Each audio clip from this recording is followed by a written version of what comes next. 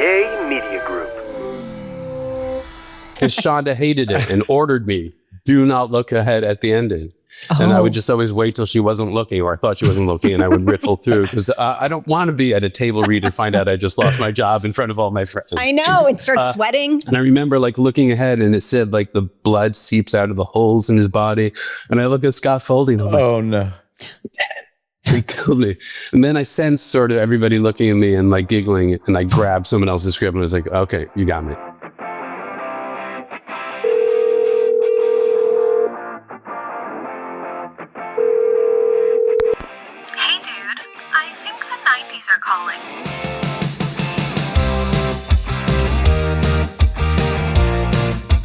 Hey everybody, welcome back to Hey Dude, the 90s Called podcast. I'm David Lasher, and I'm here with my partner in nostalgia, the one and only Christine Taylor.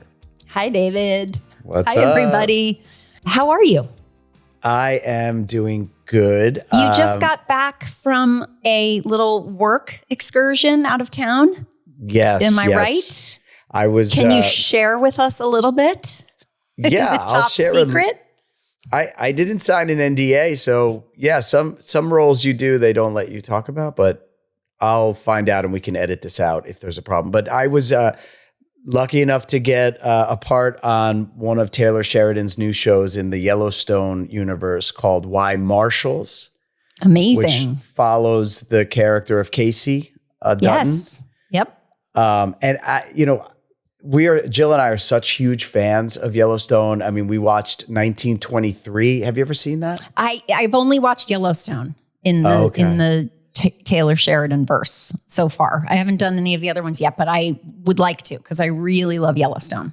Yeah, 1923 is sort of, it's obviously the prequel. It's how the Dutton family. Is that Harrison Ford and Helen Mirren? Yes. Okay. And this yes, one that's actor, the one I really want to see. This one actor, I forgot his name, who plays Spencer Dutton. He plays like a World War I war hero, and he has this love story. It's one of the most amazing shows I've ever seen. But anyway, amazing. Dropping into Utah to film, and it's a really cool character. And yeah, the cast is amazing. How cool. That's amazing. Yeah. I love this for you. It was really fun. Yeah. Oh, that's so much fun. Oh, I can't wait to hear more. Do you know when that show is coming out? Is it like early next year? I start in episode number 4, and I think it's premiering in January. Okay. So yeah, I'll let you and I'll let our listeners know. I did drop in and have a nice dinner with our friend Scott Wolf, and he lives in Park City. That's right. So it was nice to catch up with him, and yeah, it was a fun week. Really nice. Isn't it nice to, at this stage in your life, to, when you go away, and I've gone away for a couple of jobs recently as well, like when you get to go out of town and be like back in the world a little, like meeting new people or getting to reconnect with old friends even when I go to LA, I get excited if I'm, just there by myself and I get to just reconnect.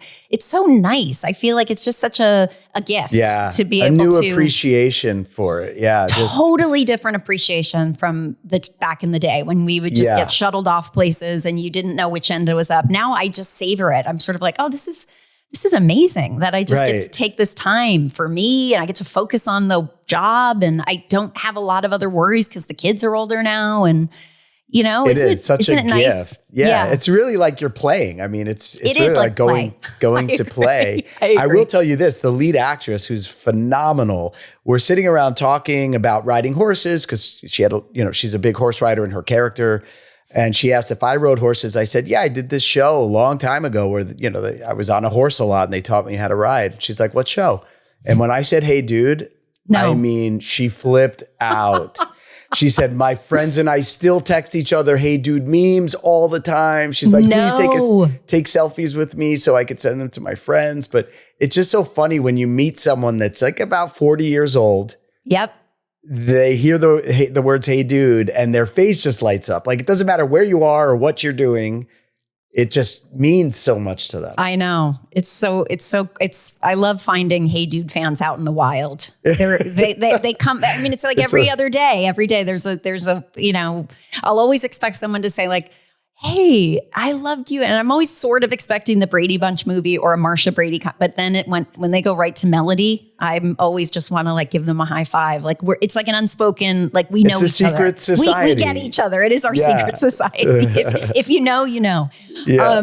We've got a really great guest who is, I mean, all over the place working in the 90s, but has continued to work throughout. In everything. I mean, he's in everything, but particularly a lot of Aaron Sorkin projects. And he's a dear friend. And, you know, I saw him over the summer and the first thing I said to him was, would you ever want to come on our podcast and talk a little bit about the 90s? And he was like, just tell me when. It was like not even a question. Aww. He made this so easy. So let's talk to Josh Malina. See, this is what I love about seeing Josh Malina is first of all, we met for the first time. I think it was the first time on a movie. We have friends in common, but I think we worked together. Yes. First. On a movie called The First Time. That's right. Which I just got the irony of as I was saying that. But yeah, we do. We have a lot of friends in common, but we played husband and wife in this movie in like 2012, 13. 2012, wow. I believe. Yes. Was Christine a good wife? She was she was a wonderful wife. Weren't we incredible devoted, together? Faithful. We were great, yes. And I remember that for part of the set dressing had to, to create photos that would like be on a counter or a bureau of us as a couple earlier. My face was superimposed on Ben's body. And it didn't look right. It was so badly done. I mean, this is now going back to 2012, where probably Photoshop wasn't as easy and seamless as it is to do now, as you could do it now. Like none of those apps existed at all.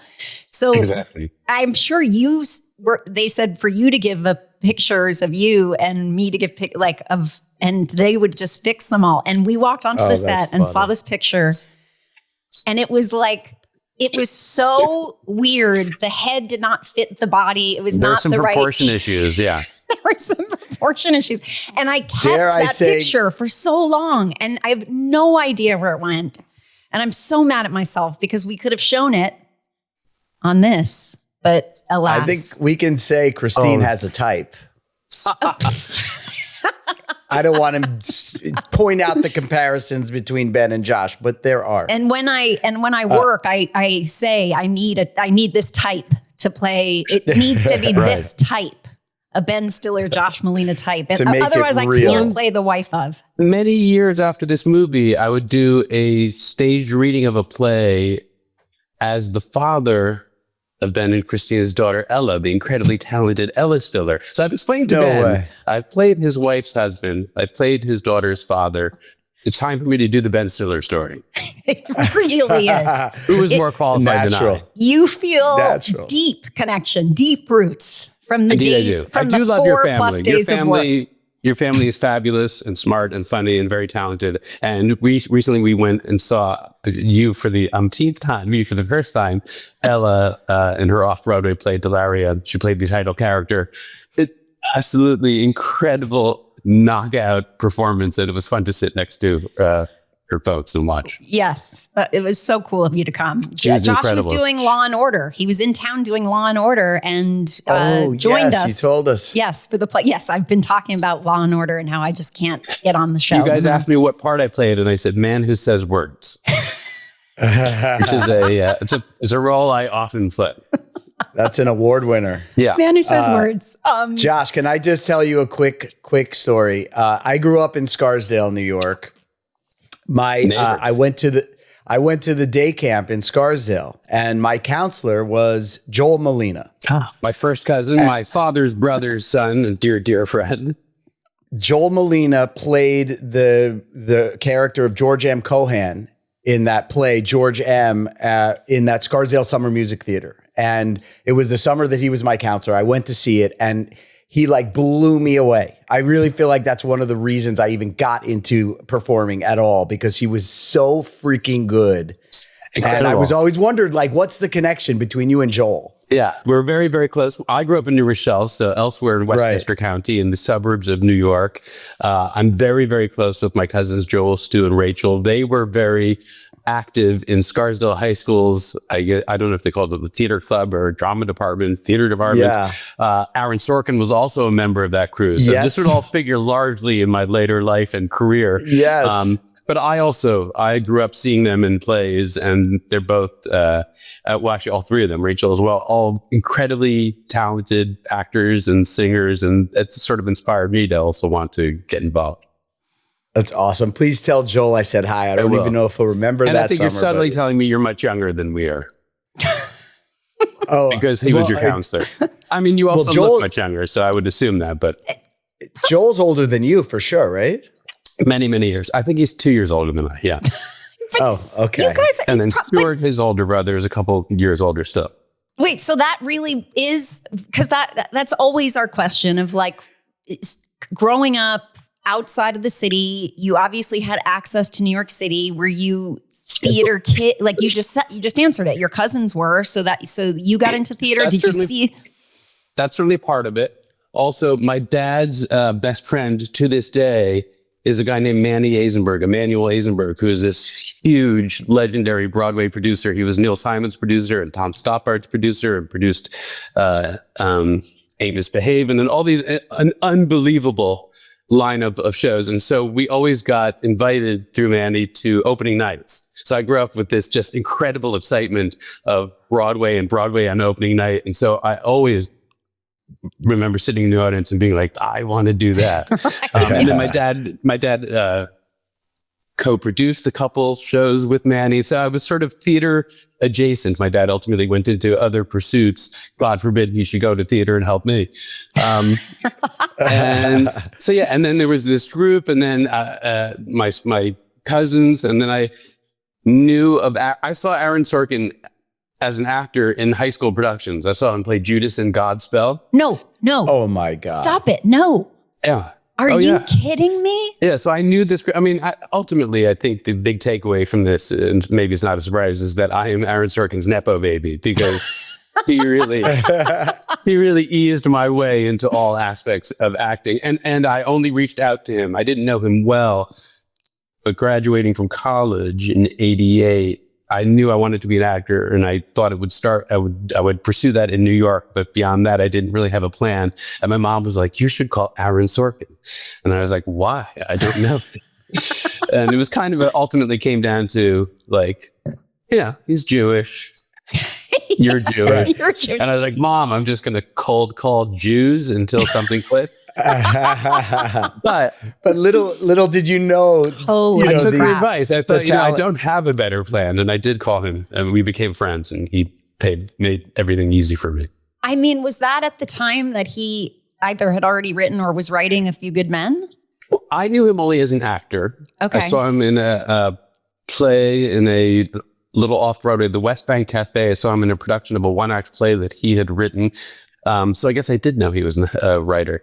But I thought of him primarily as an actor. We became friends over poker games that he would have at his apartment. And at one of these, he said, I've written this play. It could have something for you in it. Would you like to audition? And I was like, of course I would like to audition. And I'm probably entirely because of his pushing me, I got cast, and I was, I realized a dream. I didn't know that my entire career would peak at 23, but at the time, it felt like an exciting beginning rather than a great height from which I would fall very quickly. But I got to be in a Broadway show, and there were 5 of us playing small roles and understudying the leads, and it was just an utter dream come true.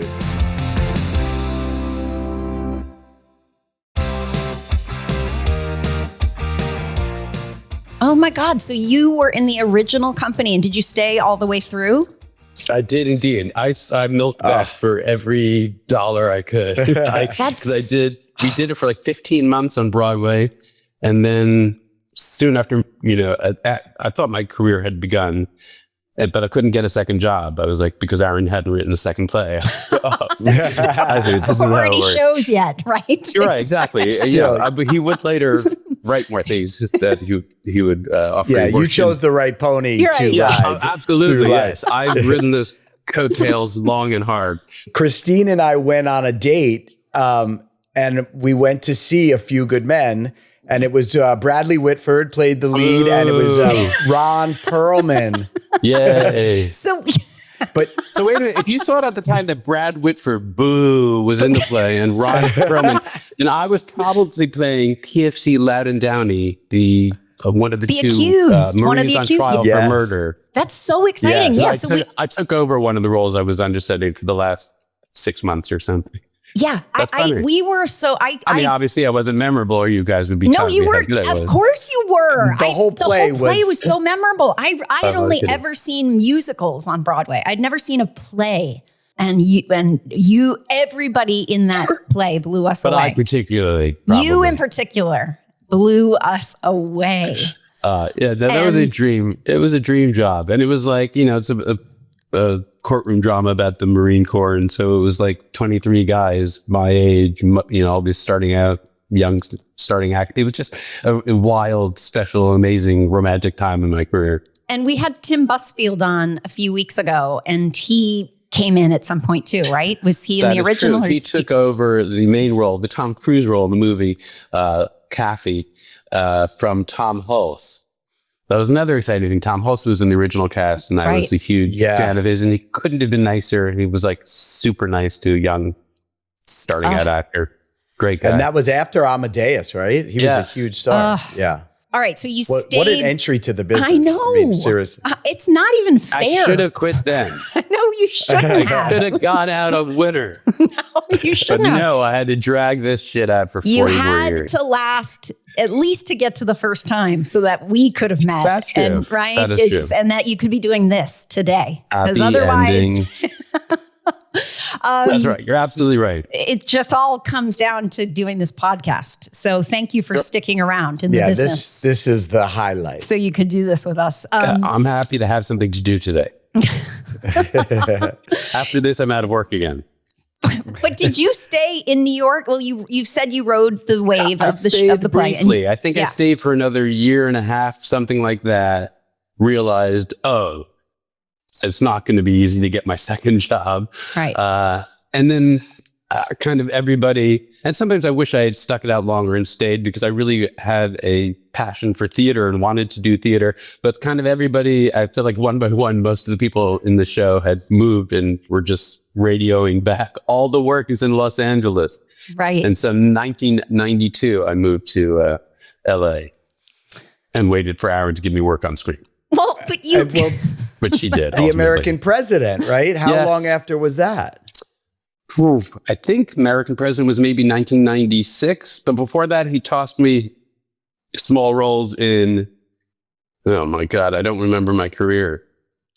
Other films. By the way, the way you say it, tossed me. What's that? Like, the way he tossed me those roles. Well, yeah, I mean, like, I can't, I'm honest, if nothing else. And so there were, I would have to audition, but it's not like I would have, there were roles I would not have gotten had Aaron not been saying, champion my friend. Yes. Well, but also you had established yourself as a Malice. That's what I was trying to think of. Alec Baldwin, medical drama, Malice. Yeah. Malice with Nicole Kidman. I had a little bit part, and I had a tiny role, 5 words, 3 of them yes, 2 of them sir. This is my inauspicious screen debut in the film version of A Few Good Men. Exactly. Right. And that. Oh, wait. So your lines were yes, sir, yes, sir? Sir, yes, sir, yes, sir. Oh, 3. Okay. Got it. There you have it. That was good, by the way. That was good. Right? I mean, I've still got it. You still got it. I can't get more film work. Freaking got it. Yeah. I have chills. Right? I've still got the skills. And that was, I remember when I flew, but this was before I had moved, I flew to New York. Nope. I flew from New York to Los Angeles to audition for Rob Reiner for the film.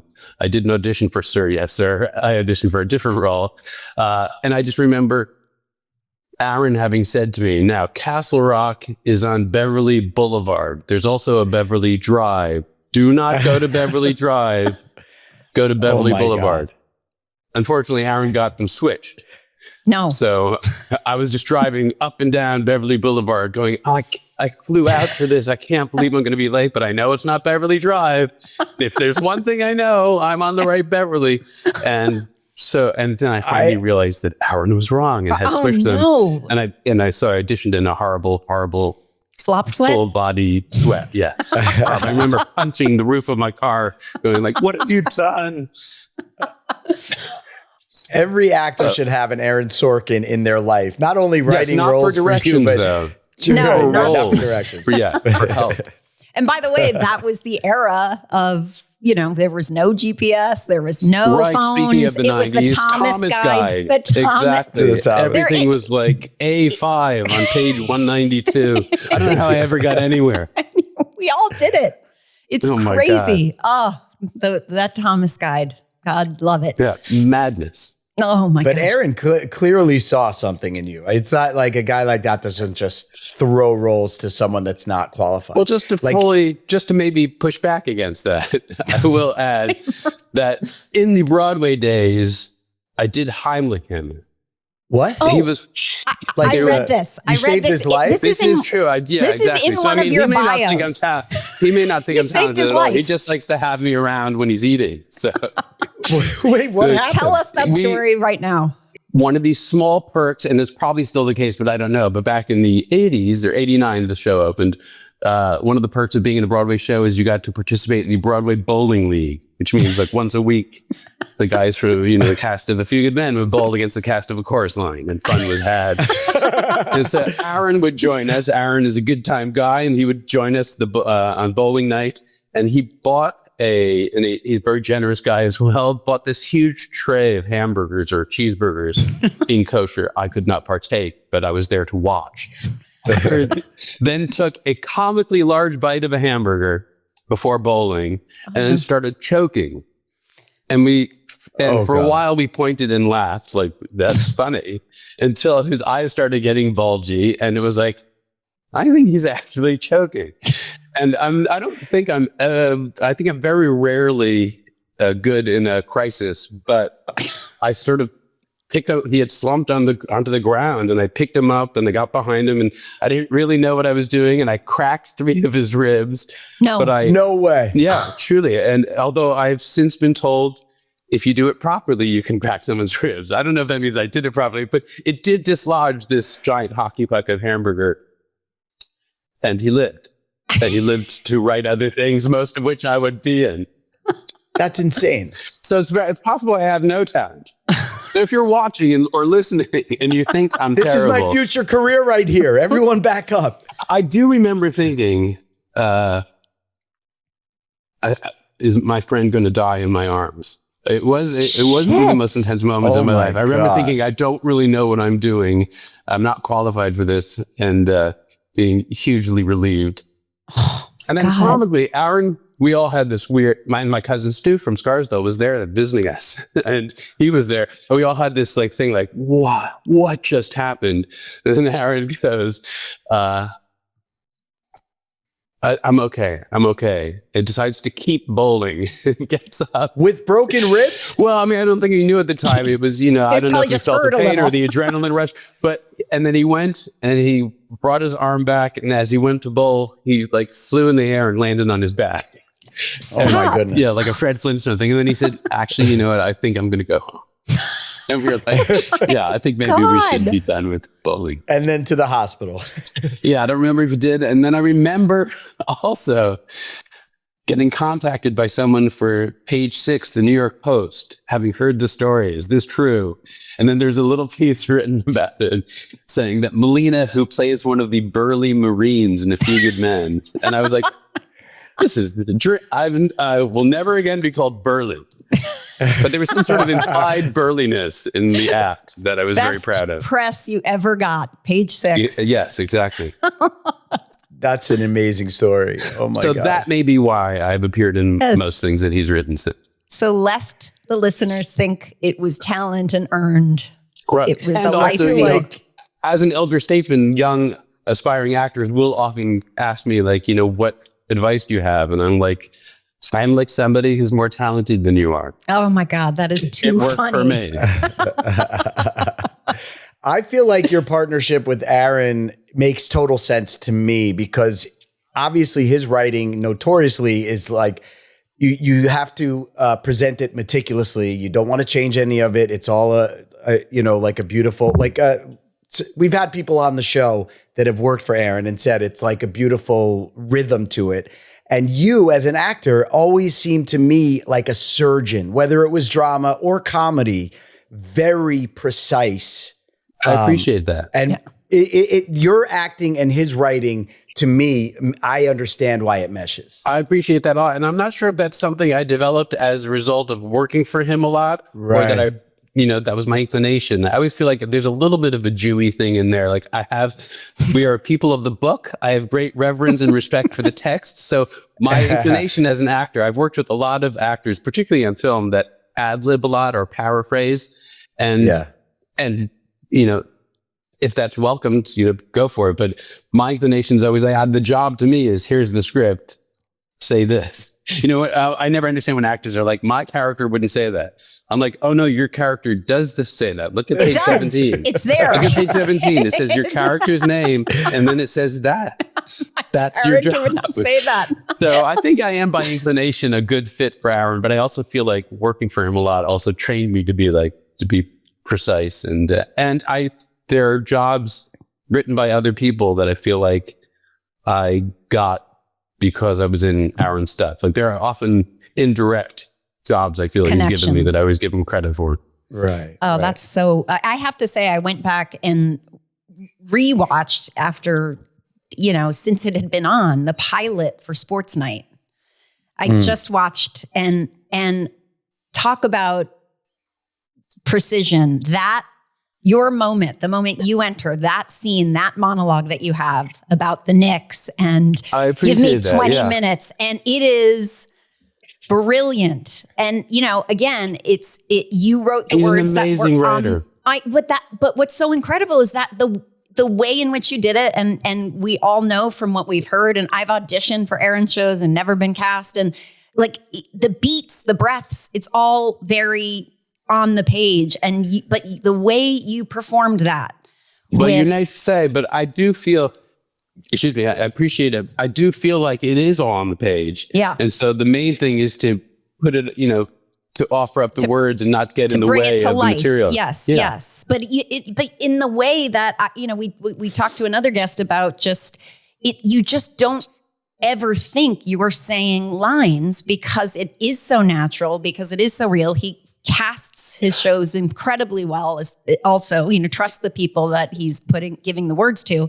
But you just never think that there's nothing false about it. It was so you, and you were like in that role people too. Say, how did you memorize all that? Or it seems so hard, but maybe it's counterintuitive. But good writing is much easier to memorize. I've done a lot of, everybody who's worked has done a lot of bad stuff too. Most Right. writing isn't that great. That stuff is the hard stuff to memorize because it doesn't flow, or it doesn't work. It doesn't have a rhythm. It doesn't have, I feel like, am I the only person who didn't know Aaron Sorkin was an actor? A good actor too. I didn't know. I didn't know that. Like, I guess I haven't done a deep dive into, he hasn't been a guest on the podcast. He realized he was an amazing writer, and that just took off, and maybe that interested him more. Right. It's so shocking that Sports Night, did it only go one season? It went 2 seasons. It was 2 seasons. TV Guide's best show you're not watching. Yeah. And I was like, I want to be on the worst show they are watching. I'm delighted to hear this, but can I do the other thing? Yeah, let's get people to actually watch it so that we can keep working on it. But it was, I think it was a cliche, but I think there's some truth to that. It was kind of ahead of his time. I think, I was just going to say that. Shows like The Office and other sort of single camera comedy, dramedy. Yeah. And I think just people didn't know what to make of it. Maybe it wasn't helped that sports was in the title. Yeah. Exactly. Right, but you could drop that show right now today, and I feel like it'd be a huge hit and go for years. I wonder. Yeah, maybe. Yeah. And there's nowhere you even find it. I'm always like, I can't even believe it's not on a streamer or something. I also Like unless you own the DVDs, or maybe, I don't know, maybe you can buy it on Prime or something. But you like, can buy put it. on Netflix. I bought it. I bought it on, you can do it on Prime or Apple TV, but for 99 cents. I splurged. Yes. I splurged for this interview. I appreciate it. Josh will get a residual check in the form of zero point penny. Right, less than a penny. I'll take it. But I had forgotten that there was a laugh track. Yes, that was which was crazy. It eventually faded away. That's was a big what I thought. Right. Tommy Schlamme and Aaron Sorkin, Tommy, the producing director, and Aaron, creator of the show, fought with ABC over the laugh track. And I think it was like that typical, well, how will people know it's a comedy? Right. And so there was a fight about it. And I think eventually it disappeared. And I think Tommy and Aaron just turned it down a little bit each episode until it was gone. Until it was just disappeared. ABC didn't notice or something. Right. Or maybe they figured nobody's watching. It doesn't matter anyway. Okay. So I wasn't, I'm not crazy. It did go away. It doesn't feel like it should have a... so strange. And it's very non-committal, even in the pilot too. It's always, it's some mutters of life. Like, yeah, exactly. It's like we need the sound of people who aren't sure whether this is a comedy. Right. Oh my God. If you're going to put a laugh track, make them big laughs. I know. Right? No, like, don't make them like hesitant. Make it clear that we're bombing. Yeah. No, they're a little bit muttery. But that is true. God. Okay. I had very fond memories at the time. I mean, incredible. And I got to work with, it was a great cast altogether. I loved everyone who was on it, but Robert Guillaume, growing up, was a little bit of a hero of mine. Benson. He played the character Benson before the spinoff on Soap, which is a super edgy comedy.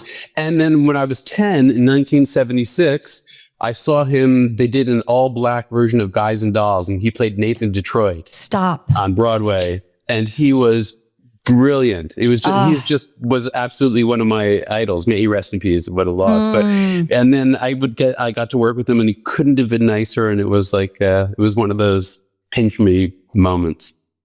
That is so cool. Yeah. And Josh Charles too. Horrible Powerhouse. person. That was not a pinch me moment for you. Yeah.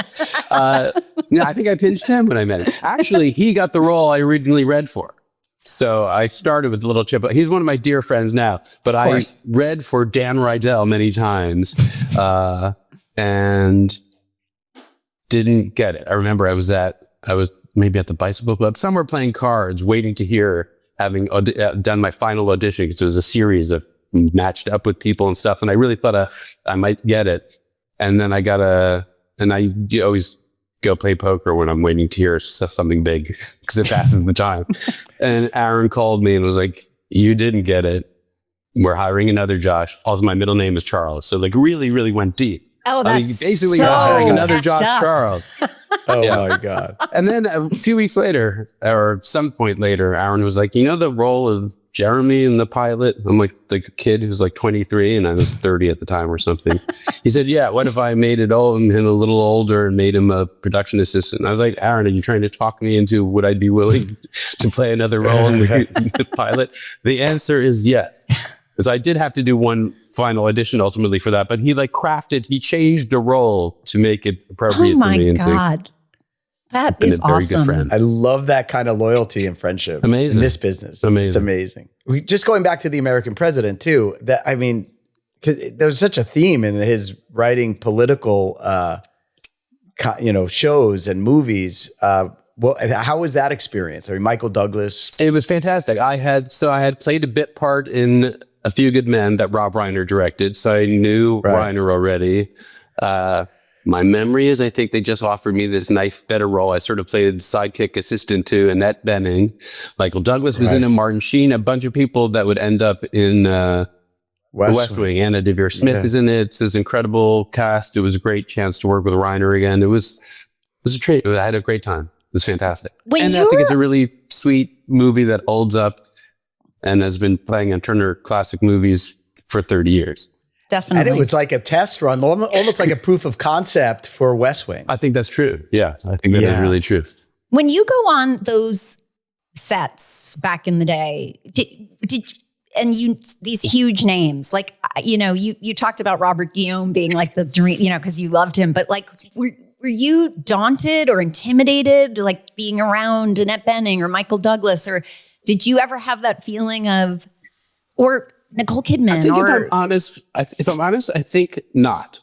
I don't tend to get daunted by people. I do have that moment of like, this is amazing. I'm saying yes sir to Jack Nicholson, or I'm working with Annette Bening. Yeah. But either it's, I'm trying to think. I mean, I feel imposter syndrome all the time to this day. I often feel like, what am I doing here? How did I get this job? I don't belong here. So I do have a little bit of that, confidence things like, how are people still hiring me?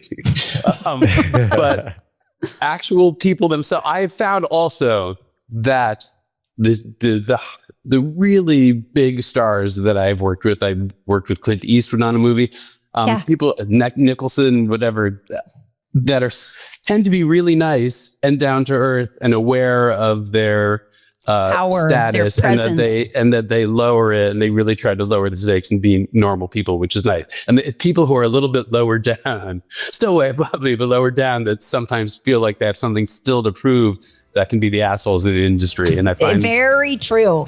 Yeah. So true. Yeah.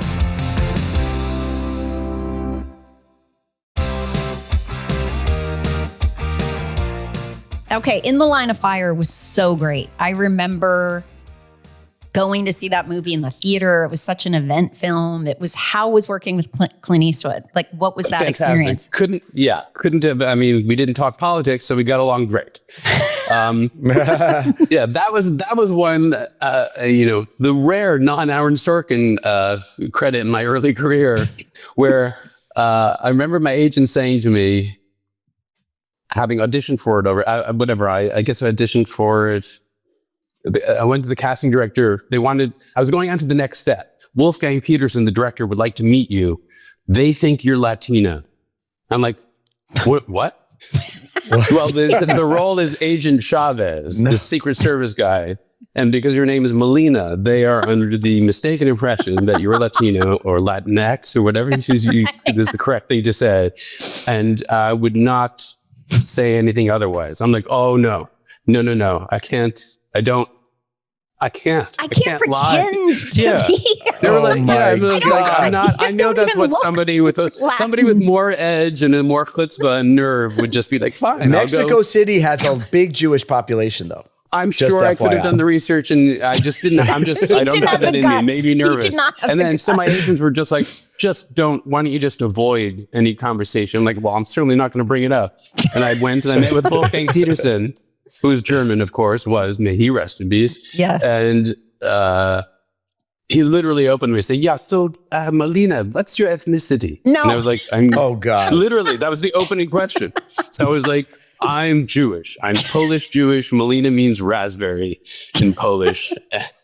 Good for you. Yeah, I was like, I had no pretense. And for whatever reason, they cast me anyway, even though I knew that was supposed to be a strike against me. And yeah, so I got to work with Clint. Couldn't have been nicer. I feel like I was still learning on the job how to act on film. So it was very helpful to work opposite him. We had multiple scenes together, and I would literally, not kidding, I was like, has he said anything? Do I say a line now? He does so little. I was like, he's not moving his face, and I don't hear anything.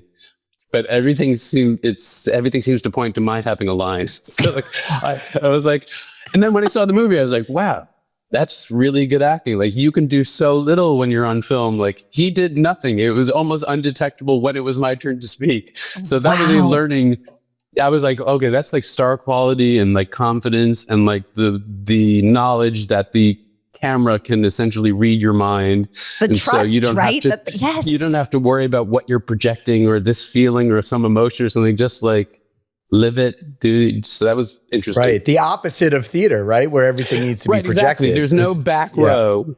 And there's no trying to, the audience can decide where to look at a large stage. And so something there, you have to pull focus. You have to be the attention. But, director decides whom you're going to look at any time. And so I feel like there was a little like film acting 101 class that I was taking courtesy of Clint. And also he did a very nice thing and came to my defense. There was a scene where I drop him off at the airport he gets out of the car and we have a little dialogue and then I drive off. And so I certainly had never driven on camera. And so they were like, okay, you're going to drive up here. We shot it at LAX and there's a sandbag. And when you hit that sandbag, stop. And I'm like, I'm not a stunt driver. I'm not even Latina. So I was like, okay, I'll try. And so I drove very, very slowly and landed on the sandbag. And we did the scene. And then they're like, cut. And Wolfgang Petersen comes over. He goes, yeah, that was a little wimpy. It's a little wimpy. I was like, okay. Yeah, you're a Secret Service guy. You know, you're not scared to drive. You go in. Yeah. So, of course, the second day, I drove way too fast. Hit the sandbag, jammed on the brake, and Fenton sort of seesawing back and forth as we come to a stop. And then I hear, cut! And Wolfgang Petersen doesn't say anything, but the AD runs over and starts yelling at me like, what are you doing? Are you out of your mind? You're driving the Star. This is Clint Eastwood. That was like a maniac. Clint gets out of the car, and this would be a much better story if I could do Clint Eastwood, but slams the door and he goes, the director of this film just called this man a wimp. Of course, he's going to come in here and he's going to drive. Wow. Clint Eastwood being Clint Eastwood, essentially like being Dirty Harry to save my job. And the AD was like, okay, never mind.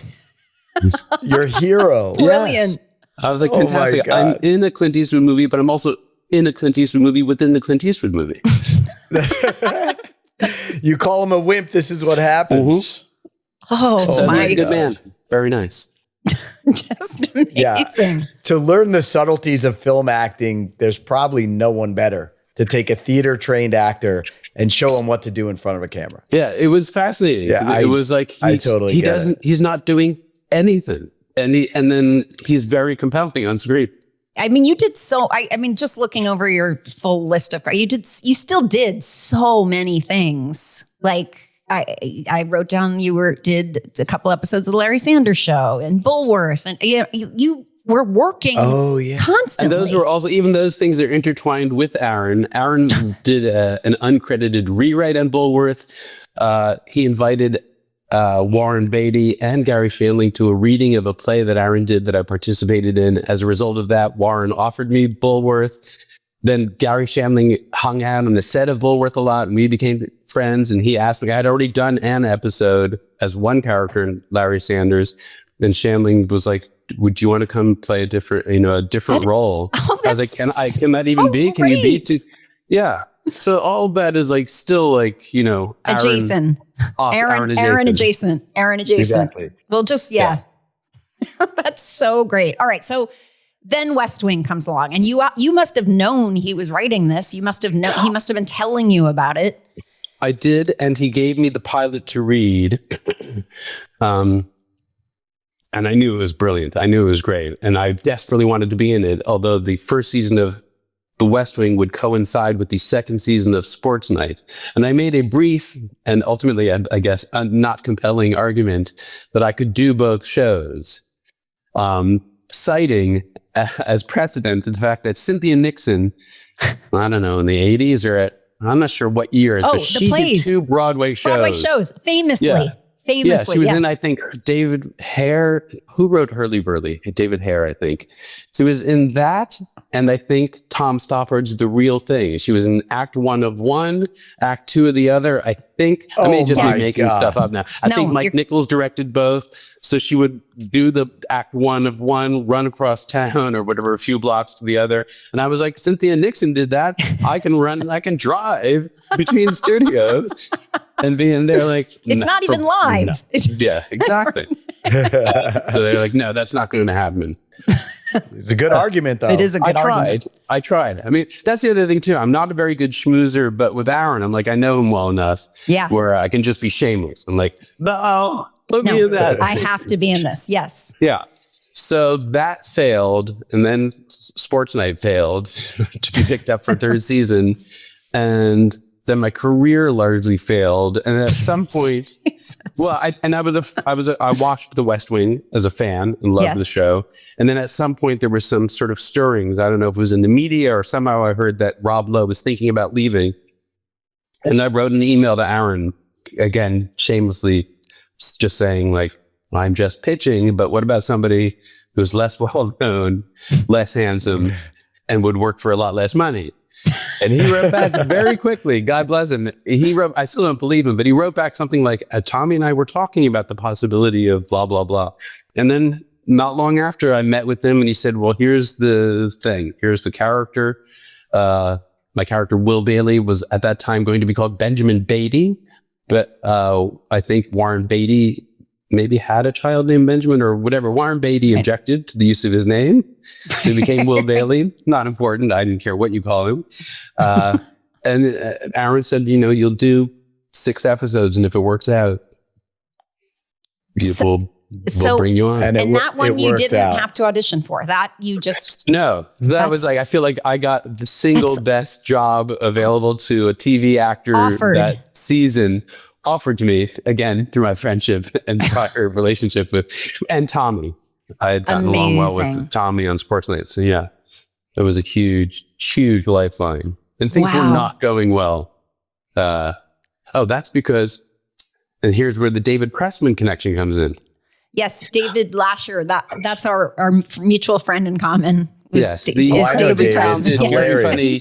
David Pressman, funniest human on the planet. He's brilliant, and he and I were on a very, very short-lived. We're talking 5-episode sitcom starring our dear friend Hank Azaria called "Imagine That."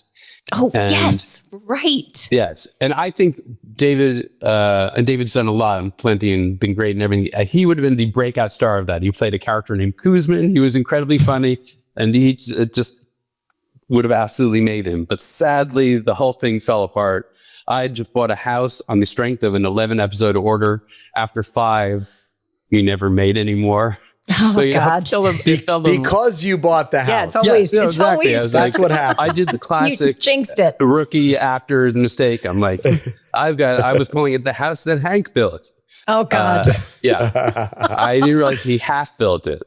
Meanwhile, Hank's like, no, Simpsons is building my house, you idiot. Yeah, exactly. Right. Yeah. Have you seen my house? But anyway, so off the tail of that, I was in this house I couldn't afford with this job I thought was going to be fantastic that fell apart very quickly. And that's when Aaron and the West Wing showed up. So there's so many times in my career, which has been a real roller coaster, when things looked incredibly bleak and something just broke my way. Wow. It's a horrible business world. It is. I'm sweating just thinking about it. I know. Were the days on the West Wing, some of them very challenging? Because I know those walk and talk oneers with all that dialogue and blocking. Not every actor can just jump into that. That's true. Again, I felt I remember the only time I remember feeling daunted was my very first day on the set. I had a big press conference scene, and it was a lot of dialogue and just answering of questions and rapid fire and getting hounded by press. And I remember also thinking, I don't have a permanent contract yet. Like, things have to go well. Right. This is just 6 episodes, I remember right? feeling pressure that day, but also Alex Graves was directing, a friend of mine from Sports Night days. So that settled me and made me feel okay. Subsequently, I feel like once I was hired as a regular, I felt comfortable, and things would be challenging for sure. Walk and talks are a lot of fun, but they're also pressure because you could be 4 minutes into a scene, and if you blow a line, it's all unusable because it's a single take. So, but I kind of like that pressure. The stakes, high stakes. I mean, just having gotten back into theater over the last couple of years, the stakes are so much lower in any situation on a film set because you can screw up. You can do it again. On stage, if you screw up, you have to deal with it in front of the audience. You have to make it make sense. So, I mean, I am always aware of the fact that it's TV. We'll just do it again. Wait, what theater are you doing? Are you currently doing a play or recently? No, I did a play called What We Talk About When We Talk About Anne Frank in San Diego by Nathan Englander. Brilliant, excellent, funny, also deeply Jewish comedy and serious play. I did that in San Diego. Why am I talking about that? I'm not sure. That was the first play I had done in a really long time. Oh, yeah. And then when I realized that none of my agents who had gotten me this job, or took the phone call anyway, had come to see the play, I fired them. Oh, God, are you kidding me? It's nothing personal. This is the easiest thing I've ever had to do. Oh, wow. I'm in a play. It's in San Diego. You guys are in LA. Nobody came to see it. You're fired. Oh, Then I got God. new Good agents, for you. and they were like, "You want to?" This new agency I was working with was much more into theater, and they said, "Do you have any interest in replacing David Krumholtz in Leopoldstadt?" I said, "I have tremendous interest, but I know already that they're not interested in me because I tried to get in on it originally." And they said, "Well, actually, Patrick Marber, the director, would like to discuss it with you." I'm like, "Really?" Okay. And so I had to zoom in. Well, first I read the play, and it's very dense, and it takes place in Vienna, this large Austrian Jewish family that is converted to Catholicism. And there's a lot of politics, and it's from 1899 to 1955. So I read it and I was like, I'm going to have to read this a dozen more times before I can discuss it intelligently with the Right. director. I read it a bunch more times, and I started talking to Patrick Marber.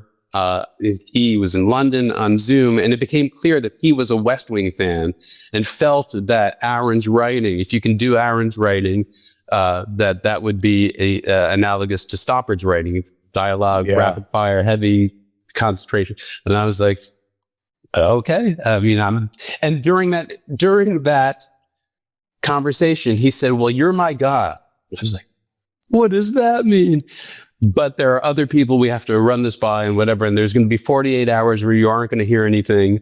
Don't panic. Ugh, and so literally after 48 hours had elapsed, I texted Patrick and I said, "Now do I panic?" They said, "No, hang on." I remember I was at the pharmacy in my car in the parking lot. He said, "No, hang on. You're about to get an offer." And then they called and they offered it. And it was another one of those things where I'm like, I know that if I had auditioned, I would not have gotten the job.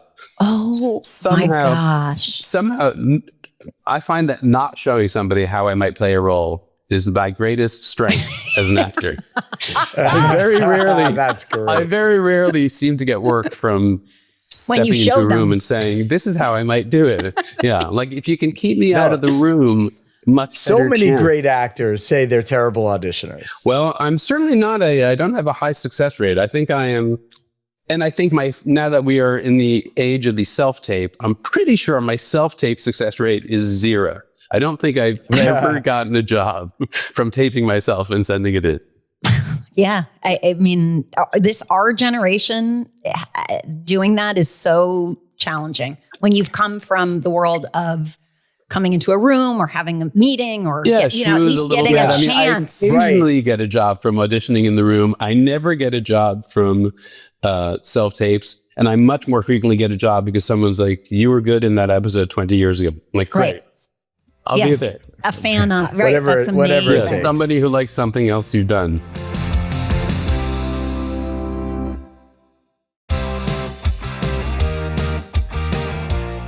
Did you, talking about auditions, did you audition for Shonda Rhimes? I did audition for that. Shonda, big West Wing fan. Of course. She had offered me I did an episode of Grey's Anatomy, chosen by Entertainment Weekly as the single worst episode of television. Stop. Yeah, that's true. Stop. Chosen by Entertainment Weekly as the single worst episode of television for that year. Okay, what season was it? Because now I need to find it because I watched Grey's Anatomy IMDb. Until very recently. I know that my personal storyline was that my wife needed a fecal transplant, which is that I needed shit in a bottle. Oh God!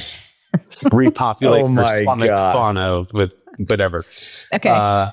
And I had lines like, "No poo for you." I don't know if that's why I'm sure David Pressman loved that too. Yes. I've heard it from him before. Of course. So Shonda had given me episodes of Private Practice and Grey's Anatomy. And then there was one that shot in Hawaii that I couldn't do. And I was like, 3 week in Hawaii. And I got an audition for Scandal. For David Rosen. I play David Rosen. I went in. I remember starting very awkwardly there was a chair, but it was kind of against a wall. And for some reason, instead of putting it into the middle of the room, sitting in it and doing the scene, I kind of sat into it. And they were like, "Why are you sitting?" the wall. I'm like, could you put the chair here? I don't know. I guess this is already going badly. Yeah, no, it was just against the wall, like on the side of the room. Yeah. I don't know. My instincts are terrible. I'm very awkward. I'm nervous at auditions. So then I repositioned the chair. I did the scenes. It was for Jack McQuiggan, who directed the pilot, and for Shonda. And I remember Shonda turned to him and said, well, that's all I need to see. And so I left and I called my agents and I said, I either got the job or I'm never going to work for Shonda. Or I'm out of Shonda. There was no adjustment. And she said, that's all I need to see. And I have no sense of whether that was good or bad. But then they offered me the role, which I was delighted. And then David Rosen was born. Yeah. And they offered me, this is an interesting thing too. She said, we have this amount of money, which this is what said to my agents, not to me, but we have this amount of money. You can take it and just be in the pilot, or you can split it up and be in as many episodes as you want to be in. And the first season was 7 episodes or 8 episodes. And I was like, well, why don't they pay me minimum and put me in all the episodes? Yes. And they were like, well, that's what they would. Yeah, it was a weird thing. Do. I've never heard of that. I worked for minimum and I was in every episode. And I remember Kerry Washington saying to me at one point, what does it mean that we're all regulars and you're in every episode, but you're a guest star? And I said, well, you know how at the end of the week, you get a lot of money?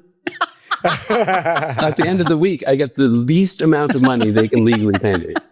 And that is the difference, Gary. But part of the deal was if they pick it up for a second season, well, I guess they probably had an option to not use me at all. But if they were going to use me, it would be as a regular. And so I made the right decision in working for minimum. Yeah, man, you put faith into her and the show, and you deserve to have been on the run of that. Because so you put your money. She has been very good to me. She's another. Well, that show seems like such a close cast. I'm good friends with Adam Shapiro and love his wife, Katie. Katie and Adam are another people who are kind of like David Pressman, know everybody. Everybody loves them. Right. Yes, but I remember those years, they were always with the Scandal people. Like there was just, it seemed like a family. Yeah. I was a little bit on the outskirts of that. I loved everyone. I'm very close with them, but I was always the one going, no, I'm not going to come over on Wednesday and watch the show. I just spent the week making it with you guys. Like I've got children and a family and like you guys are great, but I don't want to watch Scandal. I'm on it. so yeah, there were a lot of like trips and vacations and getting together. And I was like, you guys are great. Just leave me alone. I want to go home. Leave me alone. They were all just at the US Open together. Yeah. It was like a big Scandal box. Let the record reflect. I was invited. You say no enough times and then you just lose faith that you're in your come anyway. Recently, a couple months ago, we went on there was a Shondaland cruise. Stop. And they invited me, which probably means 7 other people couldn't make it. I don't know. All I know is they eventually invited me. I went with my sister. We had the time of our lives. It was like this incredibly nice thing that Shonda and Betsy Beers and Shondaland did for the company. Like they have an amazing ethos at that. Shonda always says that they have a no asshole policy and that I somehow got grandfathered. I just barely qualified. But they're very good to their people and the people who work for them. And so they had this cruise just like celebrating Shondaland and we had a lot of fun. And then she did have this, I've seen them and had FOMO and jealousy before when I've seen them go to the US Open and I've not been invited. But I must have done well on the cruise because I got an invite this time, but I couldn't go.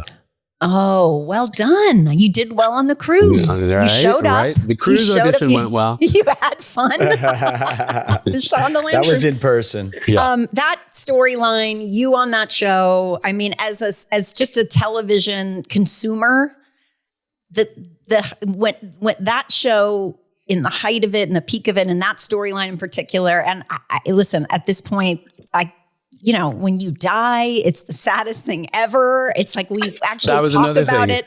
Oh my God. I was obsessed with dying. And so every episode, we would only get the scripts at the table read because Shonda liked the joy of seeing us discover what the new storyline was. And at every table read, I immediately would riffle to the back of the script to see whether I'm dead because I want to continue having a job. Right. And people died. Once I learned that People just start dying. Emmy Surprising winner Dan deaths. Bukatinsky was killed. I was like, oh, why can he killed on this?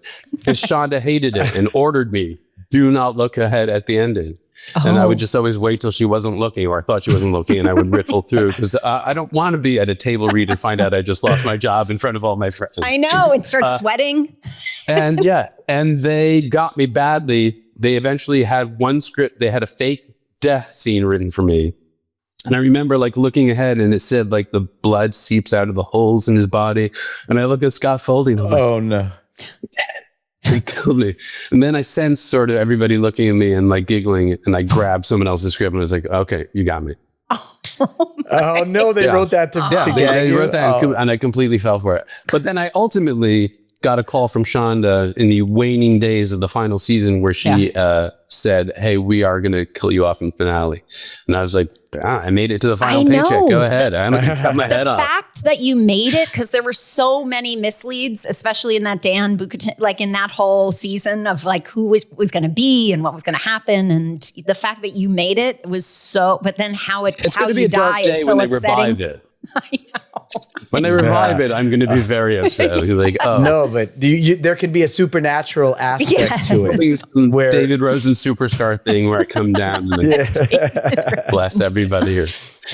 I want to ask you if you enjoy comedy or drama more, or if you're more comfortable with either genre, because in drama, you play these morally, sometimes aggressive or ambivalent characters. And in comedy, for me, I feel like is your natural. I mean, just looking at your Instagram, and you seem like comedy is your natural stance. I will say my career has gone in a direction I would not have anticipated. And I attribute it really to Aaron. Like I never thought, I was a theater major in college. I always considered myself a comic actor and thought that's where my career would take me in sitcoms, comedy movies, stuff like that.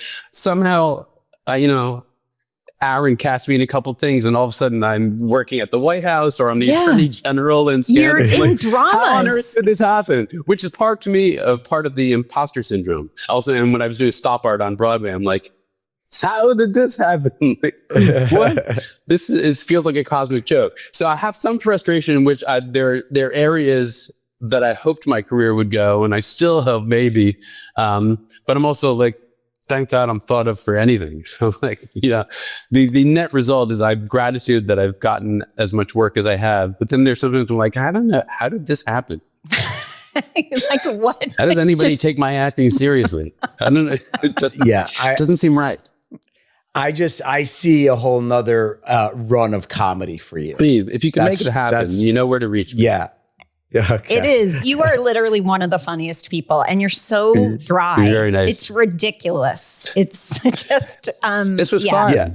This was. I'm going to be sad now when it's over. Shapiro just wrote me back. He said he's the funniest. I love Adam and Katie. Well, you're doing it all. You're doing it all. This was awesome. I'm trying. I'm really doing nothing now. And now you that and this Aaron podcast Sorkin is over, I'm completely free. My life is empty. I have to say, you and Aaron, congrats on that collaboration, because it's like Scorsese and Leo, or Woody Allen, except that and they still Keaton. work together. It's been let the record reflect. Nobody has done more for me than Aaron. There's nothing more I could ask of him. But it's been 20 years. So if you're listening, Aaron, I have a window of availability between today and my death. I'm sure this That's right. podcast I'm always free. Is at the top of his queue of his podcast library. I'm sure this podcast is. And please tell him there's another Scarsdale alumni that says hello. I will. Well, that was awesome.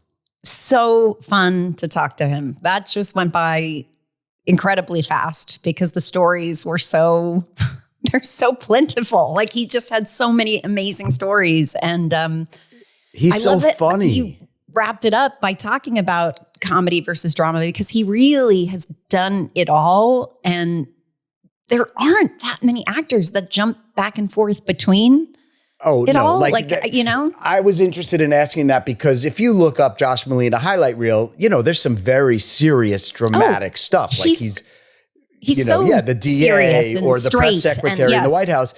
But his natural stance is to be funny, to be sarcastic, to poke fun. Like that's who he is, I think, as a person.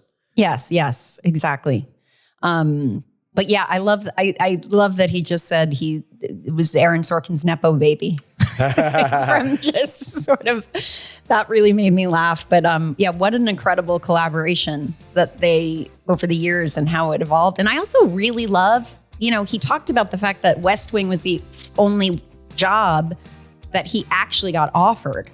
But all the rest, he had to read for, auditioned for, and that was auditioning for his friend. Like, you know what I mean? That is, he said he knew that Aaron wanted him for it, so he always knew he had an edge. But I also just think that's, and the other thing I love too is that, that theme that we've seen with a lot of our guests is that sort of proactive part of him when as soon as Rob Lowe was leaving the show, him sending Aaron a message saying, what about a guy who will work for less money, who, all of these things, like he put it out there. Advocating for himself. Advocating, it's right? such a lesson to all, aspiring actors or even, lifelong actors to still go out and make things happen. But I'm sure if you talk to Aaron Sorkin, because I know Josh was being modest, Aaron would say, what a gift Josh has been to me. Agreed. As the talented actor that I could always call on. Yes, that you could count on, dependable. He can really do anything. And so good. Always. So solid. Hits it out of the park every time. Yeah, it's really true. All right, well, that's going to do it for us. Everybody, follow us at Hey Dude, the 90s Called. Watch us on YouTube and subscribe wherever you get your podcasts. Oh, as always, share these episodes with anyone who you might think want to take a trip down memory lane with us into the 90s. And thanks, everybody, for listening. See you next week. We'll be back next week.